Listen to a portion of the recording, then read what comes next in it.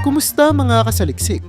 Na-intercept ng Philippine Navy ang isang Russian attack submarine sa West Philippine Sea na nasa loob ng Exclusive Economic Zone o EEZ ng Pilipinas. Agad na nagpadala ang Philippine Military ng barko ng Navy at mga eroplano ng Air Force na may mga armas tulad ng missile at anti-submarine warfare upang bantayan ang submarine na dumaan sa South China Sea sa kalurang baybayin ng bansa noong nakaraang linggo.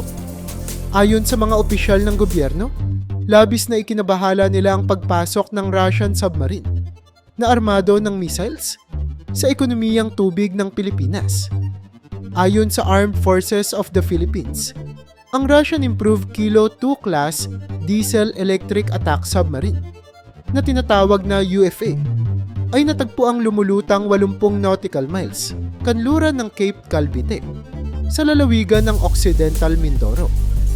Sinabi ni Pangulong Ferdinand Marcos Jr. na ang insidenteng ito ay napakabahala. Ang presensya ng submarine na may bigat na 3,700 tonelada na may kakayahang maglunsad ng caliber cruise missiles na ginagamit laban sa Ukraine ay nangyari matapos lagdaan ni Marcos ang dalawang batas na nagtatanggihan sa mga pag-angkin ng China sa South China Sea. Isa sa mga batas na ito, ang Philippine Maritime Zones Act, ay nagtatakda ng mga mahalagang teritorial na sakop ng bansa, kabilang ang EEZ nito sa South China Sea. Ang isa pang batas, ang Archipelagic Sea Lanes Act, ay nagtatakda ng mga ruta para sa mga dayuhang barko at sasakyang panghimpapawid. Ang pagdaan ng submarine ay naganap ilang linggo matapos ipahayag ni Pangulong Marcos ang suporta ng Pilipinas sa Ukraine sa paggunita ng ika-1,000 araw ng giyera nito laban sa Russia. Isa pang posibleng dahilan ng pagpasok ng submarine sa EEZ ng Pilipinas ay upang magbigay ng mensahe sa gobyerno ng Pilipinas ukol sa presensya ng mid-range missiles ng Estados Unidos sa Hilagang Luzon. Sinabi ni Eduardo Araral, isang associate na professor mula sa National University of Singapore, na maaaring ito ay babala ng Russia sa Estados Unidos na maaari rin silang magbigay ng banta bilang ganti. Agad namang nagpadala ang Philippine Military ng Naval Forces upang bantayan ang UFA, kabilang na ang frigate na armado ng missiles at anti-submarine warfare. Ang Berpi Jose Rizal, ang barkong ginamit sa operasyon, ay may bigat na 2,600 tonelada at may habang 107 metro. Meron itong advanced na sensor at weapon systems, kabilang ang Naval Shield Baseline 2 Combat Management System at Phased Array Radar para sa search operations.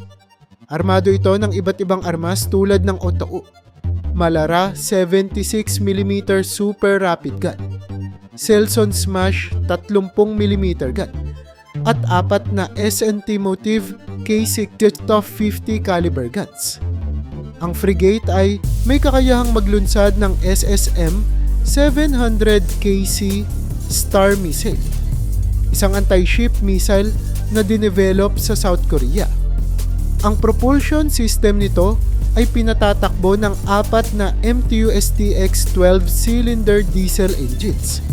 Kaya nitong maabot ang bilis na 25 knots o 46 na kilometro bawat oras. At may saklaw na 4,500 nautical miles. Nagsisilbi rin itong tahanan ng hanggang 110 tao, kabilang ang 65 crew members. Ang mabilis na aksyon ng Philippine Navy ay nagbigay ng katiyakan na susunod ang submarine sa mga regulasyon ng maritime sa loob ng EEZ ng Pilipinas. Sa kabila ng tensyong dala ng insidente, patuloy na ipinapakita ng Pilipinas ang kakayahan nitong ipagtanggol ang soberanya ng bansa.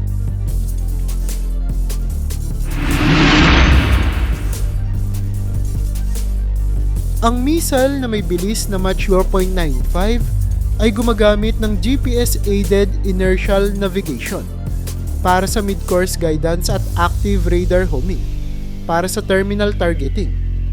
Meron itong saklaw na higit sa 180 kilometro, bigat ng warhead na 250 kilo, at pinatatakbo ng isang turbojet engine. Ang SSM-700KC Star ay nakadeploy sa twin canisters na nagtitiyak ng tumpak na pagtama laban sa mga banta sa karagatan. Bukod sa missile systems, ang BRP Jose Rizal ay may mga defensive features tulad ng Elbit Systems Alizra, NS-300A Electronic Warfare Suite at Therma Seaguard decoy launchers. Meron din itong torpedo tubes para sa anti-submarine warfare at Mistral Simbad RC launchers para sa air defense. Ayon sa Armed Forces of the Philippines, sinabi ng Russian submarine na naghihintay ito ng mas mabuting kondisyon ng panahon bago tumungo sa Vladivostok, Russia. Sa palitan ng impormasyon sa pamamagitan ng radio contact, nagpakilala ang Russian submarine bilang papunta sa Vladivostok matapos sumali sa isang pagsasanay kasama ang Malaysian Navy. Ang ganitong klase ng barko ay may karapatan sa innocent passage sa loob ng EEZ ng Pilipinas. Ngunit nagdulot pa rin ito ng pangamba nang makita ito 80 nautical miles mula sa Occidental Mindoro. Bagamat walang ginawang agresibo ang submarine malapit sa Pilipinas, iniulat na tumuloy na ito patungong destinasyon sa parehong araw. Ang submarine na itinayo sa St. Petersburg ay naglalakbay mula Baltic Sea patungo sa Pacific Fleet ng Vladivostok sa Far East ng Russia. Mula sa Philippine Sea, pumasok ito sa East China Sea matapos dumaan sa pagitan ng mga isla ng Japan. Samantala, iniulat ng Reuters, batay sa impormasyon mula sa Taiwan security sources, na may grupo ng mga barkong pandigma ng Russia, kabilang ang 3 frigates at isang tanker, na nakita 24 na nautical miles mula sa timog silangang baybayin ng Taiwan. Ang mga ito ay nagsagawa ng simulated attacks sa mga kalabang barko at sasakyang panghimpapawid. Ang Russian Navy Pacific Fleet Surface Action Group ay naglayag mula Vladivostok noong Oktubre 5 para sa isang Asia-Pacific deployment na may mga pagsasanay kasama ang Myanmar Navy noong huling bahagi ng Oktubre at Indonesian Navy noong unang bahagi ng Nobyembre, pati na rin ang mga pagbisita sa mga daungan sa Indonesia, Myanmar, Malaysia at Thailand. Ang West Philippine Sea na bahagi lamang ng South China Sea sa loob ng EEZ ng Pilipinas ay sumasaklaw hanggang 200 nautical miles mula sa baybayin ng bansa, kabilang ang territorial sea na 12 nautical miles mula sa baybayin. Dahil sa lumalaking tensyon sa rehiyon, lalo na laban sa China, nais ng Pilipinas na i-upgrade ang militar nito. Sa Congressional Budget Hearing, iniulat ng 2 senior security officials na plano ng Pilipinas na gumastos ng $33 bilyong para sa modernisasyon, kabilang ang pagbili ng 40 advanced fighter jets at mid-range missiles mula sa Estados Unidos. Sinabi ni Armed Forces Chief Romeo Browner na ang militar ng Pilipinas ay naglalayong makakuha ng pinakabagong sistema ng armas, kabilang ang mid-range capability. Ipinahayag niya ito sa isang media conference sa Baguio, kasama si US Indo-Pacific Commander Samuel Paparo bilang bahagi ng patuloy na pakikipag-ugnayan sa kanilang alyansa.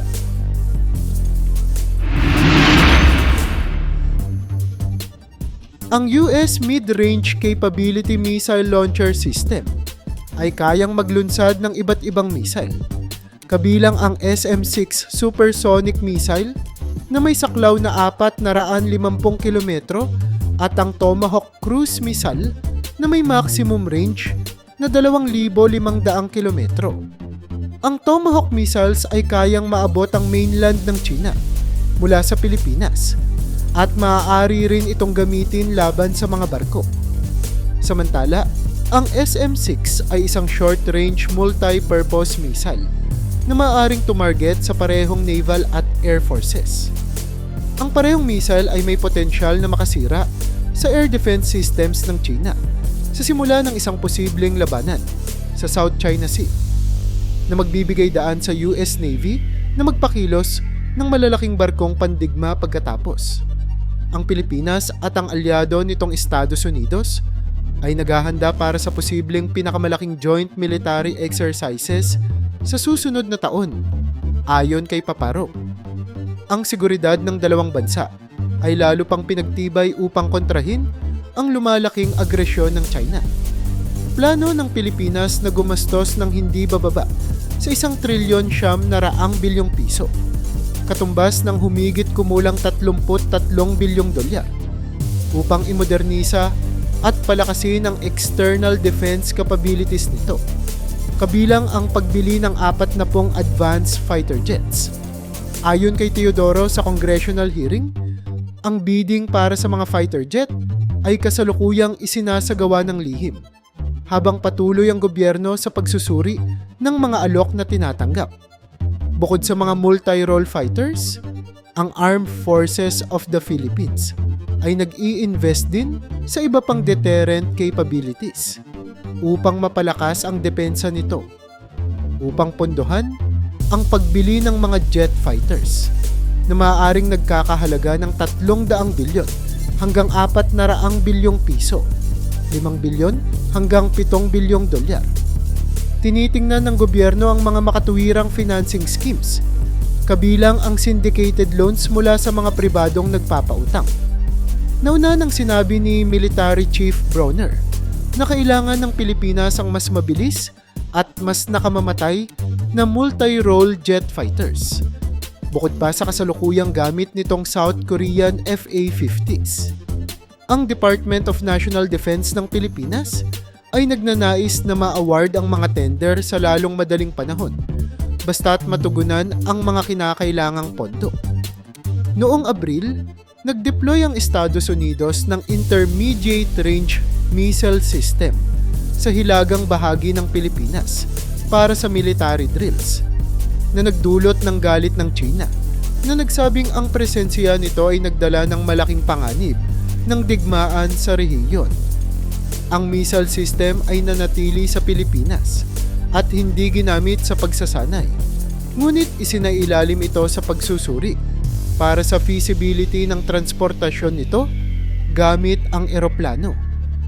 Ang deployment ng system na may kakayahang umabot ng 2,500 kilometro at altitude na hanggang 108,000 talampakan ay nagbigay ng malaking tulong sa kakayahan ng rehiyon sa harap ng lumalakas na posisyon ng China.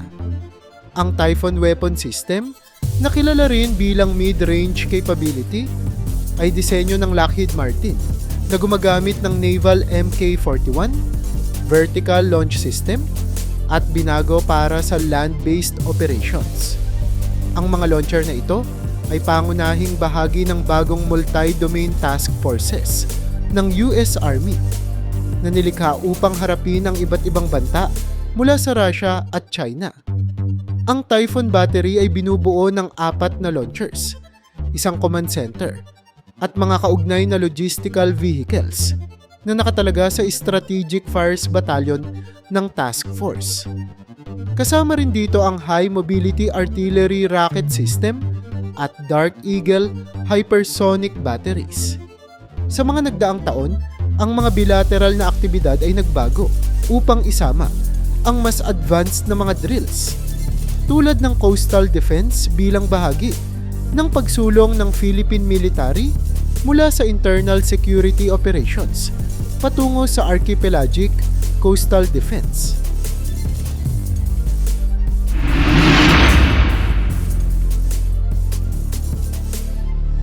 Ang Northern Luzon, bahagi ng unang isla na naghihiwalay sa mainland Asia mula sa Pacific Ocean. Ang lugar kung saan inilagay ang missile system para sa military exercise. Ang sistema, na kilala bilang Typhoon weapon system, ay may kakayahang abutin hindi lamang ang Luzon Strait, kundi pati na rin ang baybayin ng China at iba't ibang base ng People's Liberation Army sa South China Sea. Ang buong imbasyon ng Russia sa Ukraine ay nagdulot din ng pangamba na maaaring kumilos ang China laban sa Taiwan. Posibleng may suporta mula sa Moscow. Noong 24 ng Pebrero, taong 2022, sumiklab ang digmaan sa Europa nang salakayin ng Russia ang Ukraine. Sa loob ng wala pang 2 taon, naganap naman ang digmaan sa gitnang silangan matapos ang isang malawakang atake ng Hamas laban sa Israel noong 7 ng Oktubre. Sinundan ng deklarasyon ng digmaan ng Israel laban sa Hamas. Ang Estados Unidos ay naging mahalagang kaalyado sa pagtatanggol sa Ukraine at Israel. Nagbibigay ng tulong militar, humanitarian at pinansyal. Ayon sa Kiel Institute for the World Economy, umabot na sa 75 bilyong dolyar ang kabuuang tulong ng Estados Unidos sa Ukraine, kasama ang 46 na bilyong dolyar para sa suporta militar. Bukod sa suporta sa Ukraine, nagbigay ang Estados Unidos ng 14 na bilyong dolyar na tulong sa Israel. 2 aircraft carriers at mga support ship ang ipinadala sa silangang Mediterranean, habang isa pang strike group ang ire-redeploy sa Persian Gulf. Kasama rin dito ang karagdagang air defense systems at paghahanda ng 2,000 sundalo para maipadala sa gitnang silangan. Sa harap ng mahabang digmaan sa Ukraine at nagpapatuloy na labanan sa pagitan ng Israel at Hamas, nagdudulot ito ng malaking katanungan kung kaya pa ng Estados Unidos na suportahan ang isa pang posibleng digmaan kasama ang mga kaalyadong bansa tulad ng Pilipinas, Taiwan at South Korea. Ang Pilipinas ay humaharap sa matinding banta mula sa agresibong kilos ng China sa West Philippine Sea, kabilang ang mga pagharang ng Chinese Coast Guard at militia vessels laban sa mga mangingisdang Pilipino at Philippine Coast Guard. Maaari itong mauwi sa digmaan sa pagitan ng Philippine Navy at People's Liberation Army ng China. Ang Taiwan naman ay nasa panganib ng posibleng inbasyon mula sa China na maaaring gamitin ang puwersa upang ipatupad ang One China Policy kung lalaban ang Taiwan laban sa unifikasyon. Ang Estados Unidos ay nangakong poprotektahan ang soberanya ng Pilipinas at Taiwan sa harap ng inbasyon o pag-atake sa kanilang mga militar. Gayunpaman, ang kasalukuyang pagtuon ng US sa mga digmaan sa Ukraine at Israel ay maaaring magdulot ng pagkaantala sa kanilang tugon kung sakaling umatake ang China sa Taiwan o magpatuloy ang militarisasyon nito sa West Philippine Sea. Sa mga nakalipas na ulat, tumaas din ang rail traffic sa hangganan ng North Korea at Russia na nagpapahiwatig na maaaring naglalaan ng North Korea ng mga bala para sa Russia upang palakasin ang digmaan nito sa Ukraine.